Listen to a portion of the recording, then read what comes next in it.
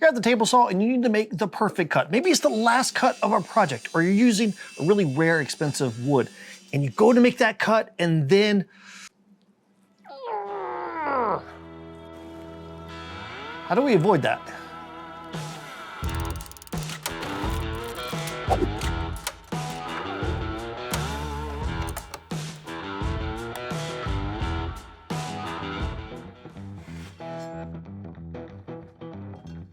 What do we do if we get burning when we're making cuts?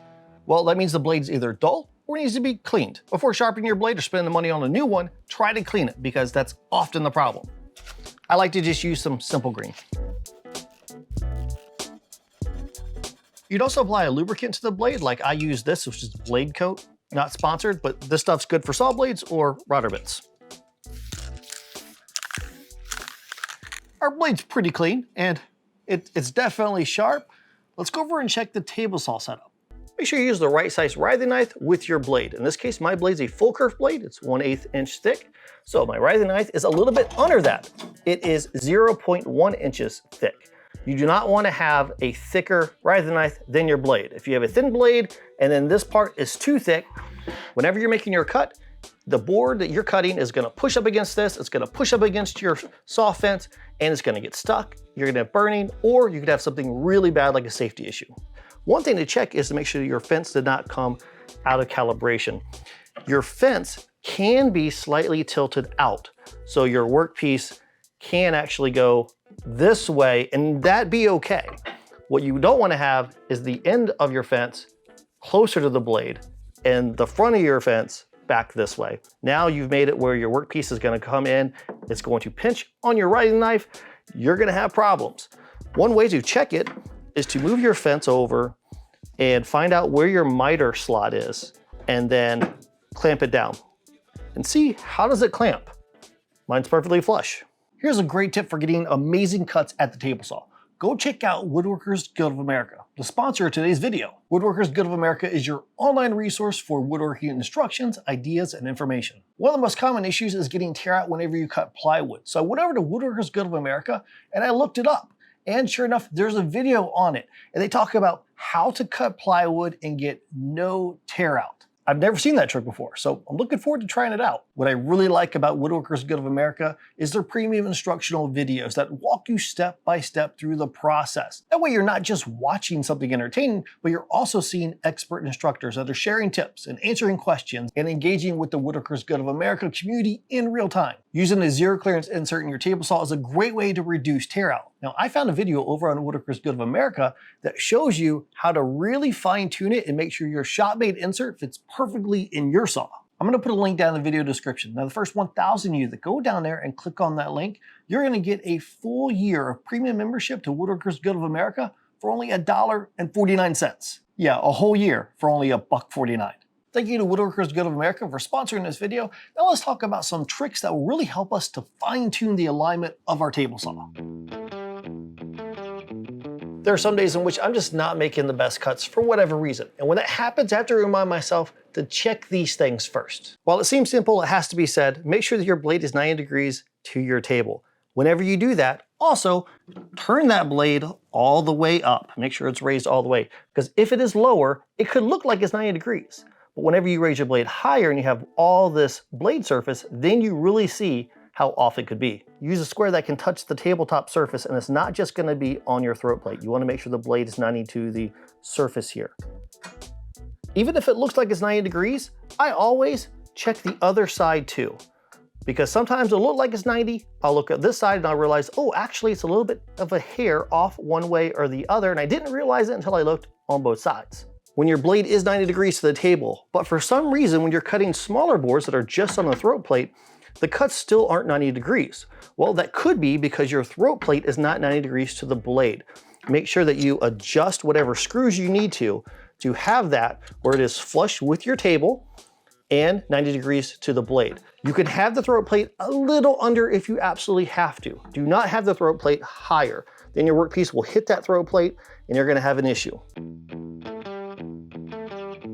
This is a miter gauge. And it's pretty awesome to have one. You probably know what a miter gauge is, but if not, it's a miter gauge. And it's definitely better than this stubby little guy. This is the type of miter gauge that comes with your saw. Don't use the stubby little guy. It's not enough work surface there for your board. You wanna have something longer.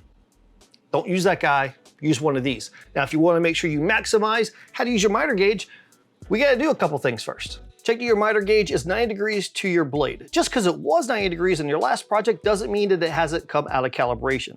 When you check it, it's better to use a longer square than a smaller one because you have more surface here. You can put up against your miter gauge and you can really see the difference if this thing is out of alignment compared to a smaller blade. Ensure that your square is not touching a tooth on your blade. So whenever you put your square up against the blade here, you could have it so that your square is touching the blade body here, but back here is touching a tooth.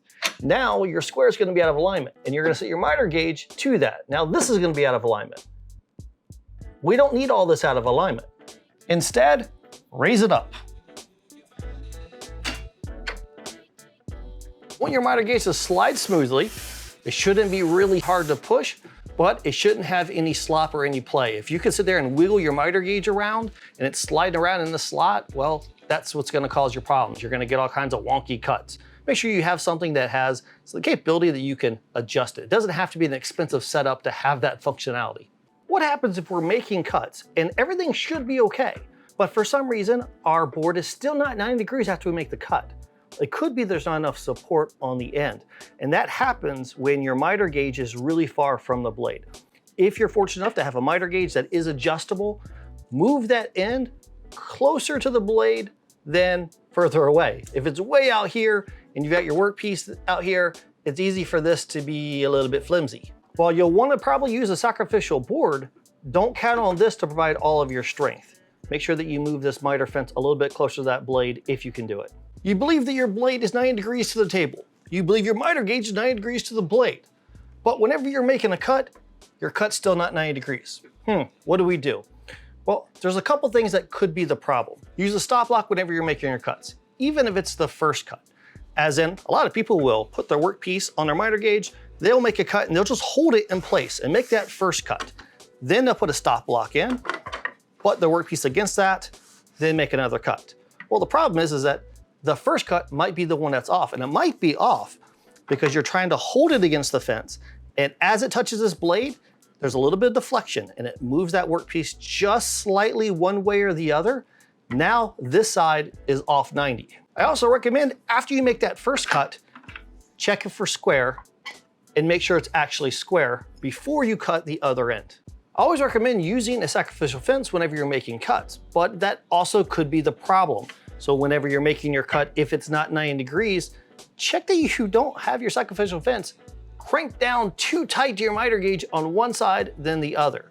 In my case, I have screws that I put in so I can tighten these down as I need to. But you can do the same thing if you just have an F-clamp. If you don't want to sit there and clamp this really, really, really hard, and this side's not clamped hard. Now, what you have is a miter gauge that's kind of a little bit off to the side, either this way or this way, depending on how tight you clamped it. And you essentially clamped everything at a square. Perhaps one of the most common problems we have over the table saw is tear out. We're making that cut and it's splintering. Well, I'm about to drop a whole bunch of tips that are going to help you with this. This all starts with the blade. There are three main types of blades. You have a crosscut blade, you have a ripping blade, and you have a combination blade. A ripping blade usually has a lot less teeth with big gullets, and that's because it's trying to remove a lot of material. You're cutting your board lengthwise, and that blade's gonna keep cutting and cutting and cutting and cutting, and it needs to be able to remove lots of material all the way down the length of the board. That's why the ripping blade is designed the way that it is. Crosscut blades usually have a whole bunch of teeth, a lot, like 80, 90, 100 teeth. A lot of teeth, because it's not cutting the entire length of the board, it's cutting across it, a cross cut. Using a crosscut blade is going to really help when it comes to tear out. If you don't want to have all those different blades, you can use a combination blade, which is actually what I have here is a 45 tooth combination blade. It works really well. It does a good job with ripping. It does a good job with cross cuts. Bottom line is, if you want to prevent tear out, try to use the right blade. Go with a crosscut blade or use a combination blade. Regardless of the type of blade you're using, to me, a sacrificial fence is absolutely a must. Make sure that whenever you use a sacrificial fence, you use something that's actually flat. I like to use MDF. If you're using some sort of like, I don't know, Home Depot plywood that's like a potato chip, then you can imagine your workpiece is not gonna sit flat against it. It's gonna be like this. And well, that's not really gonna help you. And I found that even whenever I've used a ripping blade for a crosscut, a good sacrificial fence has prevented tear out. If you really want to reduce your tear out, I recommend having a clean surface to work with, as in I don't have a kerf here. So if I make my cut, it's going to leave a little kerf mark right there. And whenever I'm actually cutting my workpiece, now all of this back end is actually supported. Whenever it cuts it, those fibers from the back end are not going to go anywhere. They're all backed up against my sacrificial fence. If you have a bunch of different kerfs, so a cut, because you keep moving your sacrificial fence around, now you just basically have a big slot. Now you don't have as much backing or support on the back end of this. Now you've got it so whenever you make your cut, those fibers can tear out, and well, that's your problem, tear out. Never underestimate the value of blue tape. Even if you're working with a sacrificial fence and the right blade, you can still have tear out, especially if the wood is really splintery. And you can always take some blue tape and wrap it around your workpiece where you're going to cut it at, and that is going to be a big help into reducing your tear out. If you try this method, there is one thing that is really important, and that is if you put tape on one side, you must put it on the other end, because otherwise your board is not going to be absolutely flat. Also, obviously put it on a cleaner method than just how I did it. I hope that some of these tips helped you out. And speaking of helping out, thank you to the superhero community over on Patreon for helping me out and allowing me to make videos like this. And until we meet again, get in your shop and build something awesome.